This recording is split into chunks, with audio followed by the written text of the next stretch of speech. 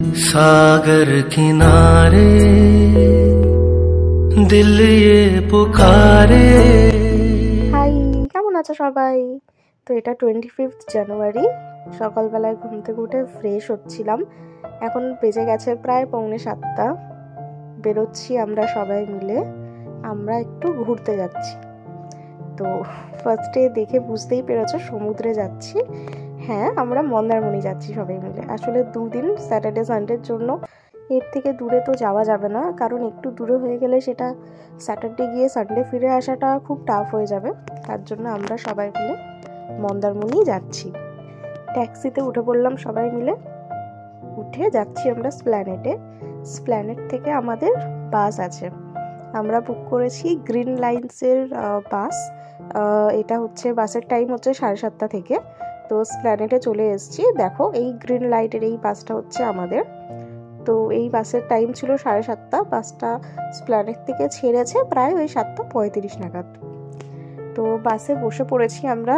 আমাদের পরপর 4টে সিট ছিল, সামনে 2টো সিটে মা বাবা আর পেছনে 2টো সিটে আমি আর ভাই। তো লেগ স্পেসটা এই বাসেতে ভালোই ছিল, আর বাসে আমাদেরকে জল দিয়েছিল, বাকি কিছু ছিল না, জলই ছিল আমাদের, এক্সট্রা তো জল দিয়েছিল। তো ওখান থেকে বাস ছেড়ে দিল। আস্তে আস্তে আমরা রাস্তা দেখতে দেখতে চললাম মন্দারমণি মানে চাউলখোলার পথে।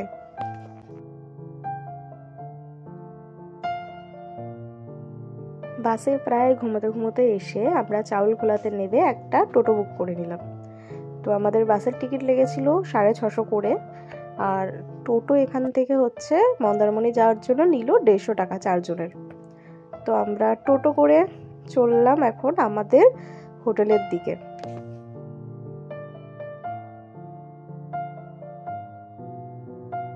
তারপর আমরা চলে গেলাম আমাদের রিসর্টে। আমাদের রিসর্টের নাম ছিল দীপসি রিসর্ট। তো দেখো, রুমগুলো কিন্তু খুব সুন্দর, মানে আমার জায়গাটা খুব ভালো লাগে। আমি ফার্স্ট টাইম যখন 2022-এ এসেছিলাম মন্দারমণিতে, তখন আমি এই রিসর্টেই ছিলাম।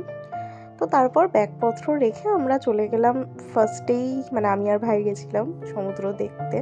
তো সমুদ্রের কাছে এসে মানে সবার আগেই মনে হয় কতক্ষণে সমুদ্রের কাছে যাব। যাই হোক, সকাল থেকে কিছু খাওয়া হয়নি, তারপর খেতে চলে এসেছিলাম এখানে।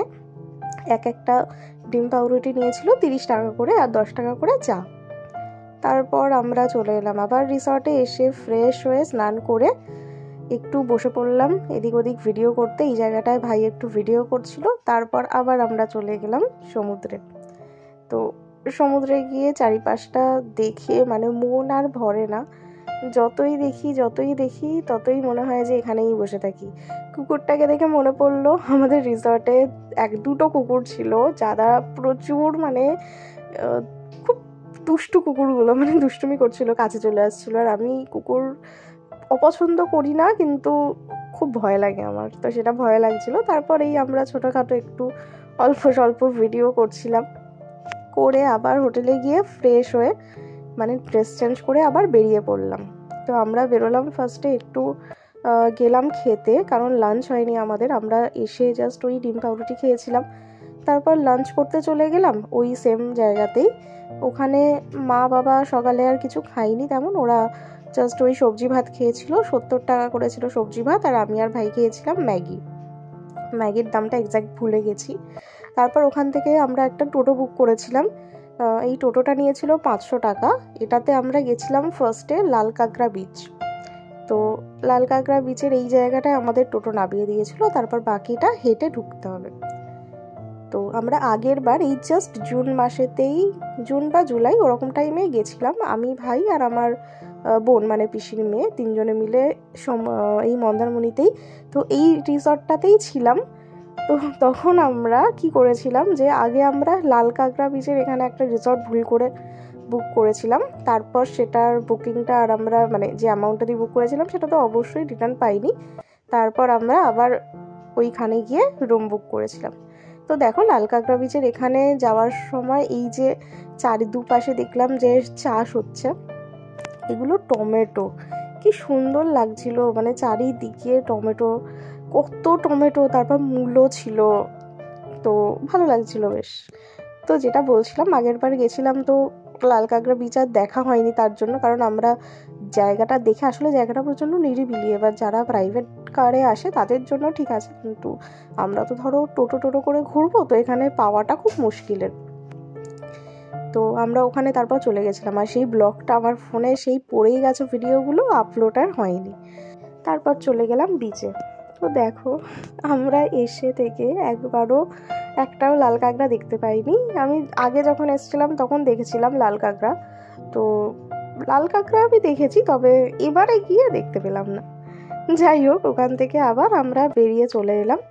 এসে ওখান থেকে আবার টোটোয় উঠে আমরা গেলাম হচ্ছে একটা ওই মোহনা বললো। এবার আমি মোহনাটাকে ভেবেছিলাম দীঘার মোহনা, বাট আমি এতটাই বোকা, মানে তখন ভাবিও নি যে ওটা দীঘা মোহনা কি করে হবে। দীঘা মোহনা হতে গেলে তো আমাকে বাঁ দিকে যেতে হতো, আমি তো ডান দিকে লাল কাঁকড়ার দিকে এসেছি। যাই হোক, এখানে এসে এই কয়েকটা ট্রলার দেখলাম, তেমন কিছু দেখার ছিল না।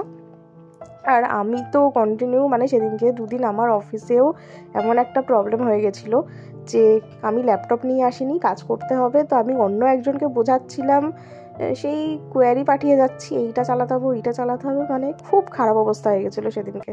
যাই হোক, লাল কাঁকড়া বীচ দেখে আর তারপর এই জায়গাটায় ঘুরে চলে এলাম হচ্ছে রামকৃষ্ণ মঠের ওখানে। রামকৃষ্ণ মঠ ছিল একটা জায়গায়, তো সেখানে আমাদের নিয়ে এলো লাস্ট। সেখানে এসে মন্দিরটা দেখে সত্যি অপূর্ব লাগছিল মন্দিরটা। দেখো কি সুন্দর মন্দিরটা, শান্ত পরিবেশ। এখানে থাকার ব্যবস্থাও আছে, কেউ যদি থাকতে চায় সে থাকতেও পারে, মানে এটা শুনলাম আমি। তবে থাকার কীরকম কি লাগে বা কি সেটা জানি না, আগে থেকে বুক অবশ্যই করতে হয়। তো মন্দিরটা দেখে নিয়ে তারপর আমরা বেরিয়ে চলে এলাম আবার রিসর্টে। তারপর একটু রেস্ট নিয়ে মানে ঘুমিয়ে বিকেলে আমি ভাই আর মা বেরিয়ে পড়লাম ওই বাজারের ওদিকে যাওয়ার জন্য। তো বাবা আর বেরোয়নি, আমরা 3 জন মিলে চলে গেলাম। সেখানে গিয়ে আমরা বসে পড়লাম ভাজাভুজি খেতে।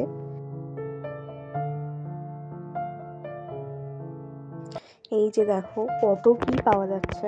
যদিও সত্যি বলতে আমার একবার মনে হয় যে এই যে জিনিসগুলো কিনে খাই, এগুলো কি আদৌ খাওয়া উচিত এভাবে?